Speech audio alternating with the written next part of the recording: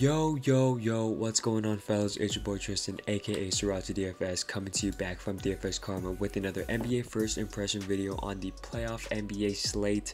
The main purpose of the video is to highlight the totals of each game, who's favored, give you guys an injury rundown, and also my favorite plays on both Fanduel and Draftkings for tonight.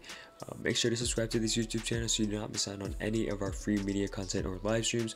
Also, make sure you're in a free chat room where we talk things DFS 24/7 all day, every day. Chatdfs.com is the URL. It will be down in the description below. Go ahead and check it out if you're interested. And with that being said, let's get into it. Washington at Philadelphia is the first game on the slate for tonight. Opened up at a 228.5 total. Philly favored by 7.5. On the Washington side, Danny Avdija's out. For the Washington players, I do like Bradley Beal at 8.7 on DraftKings. I think that's a pretty cheap price. 3-point bonus there as well if this game stays close and is high scoring as expected.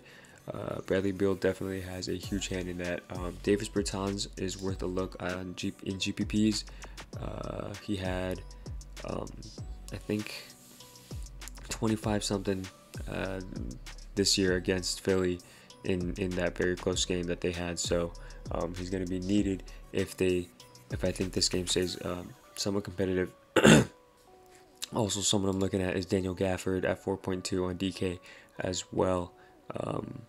And Robin Lopez, of course, just because they're going to need that size against Joel Embiid. So, and Daniel Gafford has been playing pretty well. Definitely like him.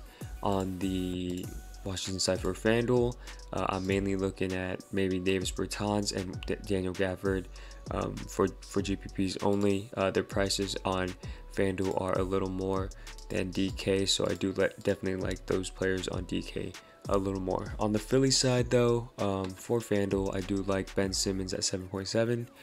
Daniel Green is not bad for value, but there's better places, but he's just not bad, I guess, as a pretty low in play. Tobias Harris 7.2 isn't bad, and then I love Joel Embiid at 10.1 tomorrow against this Washington team for sure. On DK for the Philly side, Joel Embiid, I think he might be a must. Honestly, I want to lock him in just because of his 9.8 price tag. Tobias Harris is also pretty cheap at 7K, and then Ben Simmons, very good price at 7.1 as well. I'd rather play Ben Simmons over Westbrook tomorrow if I were to choose.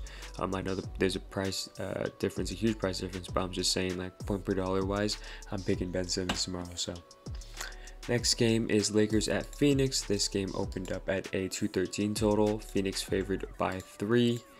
On the Lakers side, Anthony Davis is probable and LeBron James is probable as well. People I'm looking at for the Lakers side is basically just Alex Caruso. I think he's 4.2 on DK. Yeah, it's pretty cheap, especially for his role now in the playoffs. And then on FanDuel, he's only 4.5. So I like him on both sides. Besides that, I can't really pick out a stud.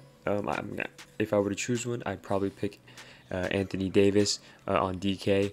Over LeBron, and then on FanDuel I would pick LeBron over DK over AD, just because of those price differences. On Phoenix side, Abdel Nader is out for tomorrow. Doesn't really change much. I guess it gives Cameron Johnson and Jay Crowder just a little boost. People I'm looking at are Chris Paul and Devin Booker on both sides. I think those two are going to be the way to attack the Lakers. It's going to be hard for DeAndre Ayton to get stuff done inside. I think Jay Crowder is a decent play on DraftKings as well. I think he's 4.1. He's going to be needed tomorrow just for the defense. He helps space the floor, and I think he's going to play a big role in the playoffs this year. So I do like Jay Crowder on DraftKings for sure. Someone I'm also looking at besides, Chris Paul and Devin Booker is Miles Bridges on DK. He's 5.4K. He's played very well in his series this year against the Lakers in the regular season. He's going to be needed all the time against LeBron, so definitely like him tomorrow as well.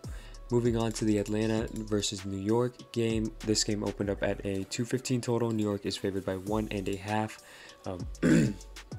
On the Atlanta side, Cam Reddish is out. Brandon Goodwin will also be out. People I'm looking at on this team, not sure. On FanDuel, their prices are pretty up, and in New York being a very good defensive team, I'm not sure if I'm going to go there. Also, they just picked up back DeAndre Hunter, who takes away some usage, so I'm not too sure on where I'd go here for Atlanta side on the on FanDuel at least, but Clint Capella, he's a decent play tomorrow, 8.3.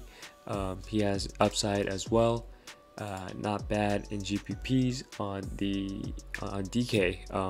I'm looking at Bogdanovic, maybe just because of his low price tag at 7K, and then Capella is even cheaper here than on FanDuel, so I'm looking at him as well. On the New York side, Mitchell Robinson, we have no update for him. I'm expecting him to be out, but if he's in, it could change some stuff. People I'm looking at on the New York side, Derrick Rose on Draftkings. He's not too bad at 5.5. Alec Burks, if he plays a lot of minutes tonight, 4.5 is going to be really cheap. I do expect him. What I'm thinking is, game theory wise, is that Tom Thibodeau has a pretty small rotation, or pretty short, I guess. Maybe 8-man rotation. Alec Burks has been playing a good amount of minutes lately, so I do expect him, or for me, in my opinion, I do think that Tom Thibodeau is going to be using him as like a 6-man, because I don't even include Derrick Rose being that 6-man since he basically plays starter minutes because Alfred Payton's cheeks. But I think Alec Burks definitely gets a good run tomorrow. He's cheap on DK. He's worth a look in GPPs. And Julius Randle on DraftKings is only 9.2K, and I love him, especially in this playoff setting. So also something to note for game theory is I would play either one of Derrick Rose or Alec Burks. I wouldn't play them both together because I think they do take away from each other. Last game on the slate is Memphis at Utah. This game opened up at a 216 total. Utah is favored by 8.5. On the Memphis side, Jaren Jackson. Oh, that's who I'm looking at actually. On the Memphis side, there are no injuries, nothing to note. I'm looking at Jaren Jackson on DK. If this game were to be competitive, I do think this game does stay competitive for I take that back. Donovan Mitchell is returning back from injury. This game could actually be a lot closer than expected. If that were the case, I would love to stack this game. Just because I think this game stays really close. If it were to be close, I don't think it'd be like a 4 or 5 point lead. I think it'd be like a pretty close game, like a 1 to 2 point game, down to the wire. So that's my expectation. Donovan Mitchell is cheap on FanDuel, and so is Rudy Gobert. I'd rather play Rudy Gobert over Jonas Valanciunas in my opinion, just because of the price difference. Also on DK, Rudy Gobert is cheap, and then Mike Conley is cheap on DK as well. So those are just people I'm looking at as of now. I do think I might have a good bit of Donovan Mitchell. I just need to make sure that he's going to be okay, and not face any minute restriction, because 8K for his price, for his usage, for his role in the playoffs, I think that's pretty cheap for him. So we'll see going into tomorrow. I think I'm going to be mainly targeting this Washington-Philly game and this Atlanta-New York game, with sprinkles of this Memphis-Utah game. And like I said, for the Phoenix game, I'm targeting AD, or what's his name, CP3 and D-Book tomorrow.